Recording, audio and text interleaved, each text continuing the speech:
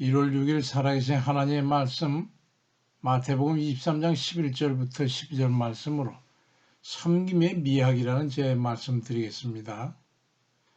그리스도인들은 본분을 정확하게 인식하고 행해야 합니다.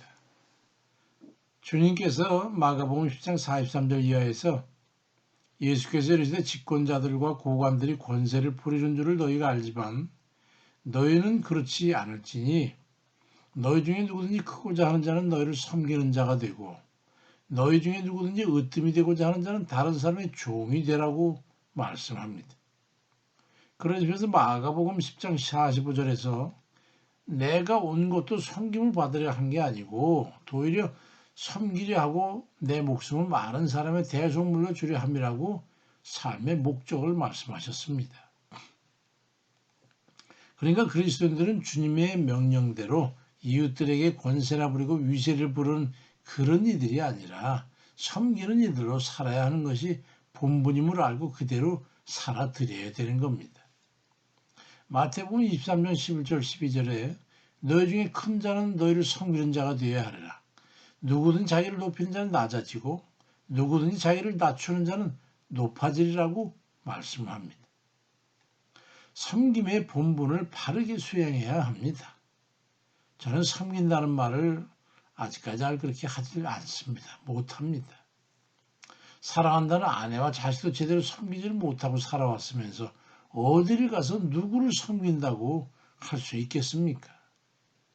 섬김은 주님을 대해야 되는 그런 자세의 원칙을 가지는 것이기 때문에 수용과 대상에 대한 존중과 더 낮게 여기는 마음이 있어야 되고 가식적이거나 형식화되어서는 안 되는 것이기 때문에 너무나 어렵고 행위가 쉽지 않은 것입니다. 그런데 한 가지 깨달은 게 있어요. 섬김은 편안한 마음으로 존중과 친절을 베풀되 진심을 가지고 대하면 이게 되는 거라는 걸 깨닫게 된 거죠. 남을 존중하고 친절히 대하는 것을 진심을 가지고 즐겨야 한다는 말입니다. 누가복음 22장 27절에도 앉아서 먹는 자가 크냐 섬기는 자가 크냐 앉아서 먹는 자가 아니냐 그러나 나는 섬기는 자로 너희 중에 있다고 우리 주님이 말씀하셨어요. 상대의 원함을 존중하는 것이 바로 섬김입니다. 우화에 보면 소와 호랑이가 서로 사랑하게 돼가지고 결혼했는데요. 남편 되는 호랑이가 사냥 한 마리를 잡아가지고 금방 잡은 거니까 육회를 뜨고 탕을 끓여서 우리 한번 오늘 좀 맛있게 포식하자고 부인 되는 소에게 줬습니다.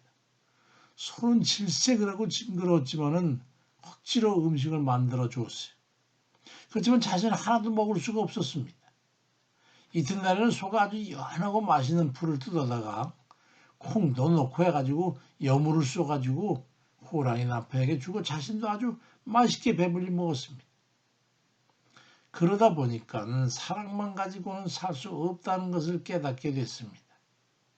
남편인 호랑이가 먼저 이혼 문제를 꺼내들었어. 우리가 사랑하지만 어쩔 수가 없다. 그러나 아내인 소가 우리가 기도하면서 지혜를 한번 짜봅시다. 그리고 작전 기도를 끝내고 다시 둘이 앉았는데 아내인 소가 식사를 준비해 들어왔어. 남편 앞에는 스테이크와 살코기 튀김이 놓여 있었고 아내 앞에는 야채 무침과 과일과 보리새싹 샐러드가 놓여 있었습니다. 무슨 뜻인지 이해하시겠지요? 두 부부는 감사 기도를 하고 맛있게 식사를 하고 이후에도 사랑을 지켜 나가게 됐다고 하는 겁니다. 섬김은 강요하는 게 아니고 강제하는 게 아니고 상대의 원함을 이해하고 수용하는 겁니다.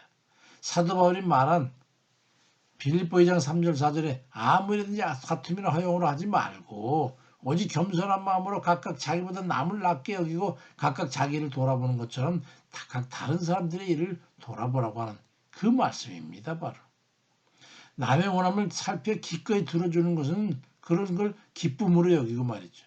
누군가를 긍휼히 여기고 깊은 이해를 가지고 상대를 자신을 돌봄같이 돌봐주는 게 그게 섬김인 것을 깨닫고 서로 섬겨줌으로써 사랑과 기쁨과 평화를 이루는 그런 이들 다 되시길 주의 이름으로 축원드립니다. 아멘입니다.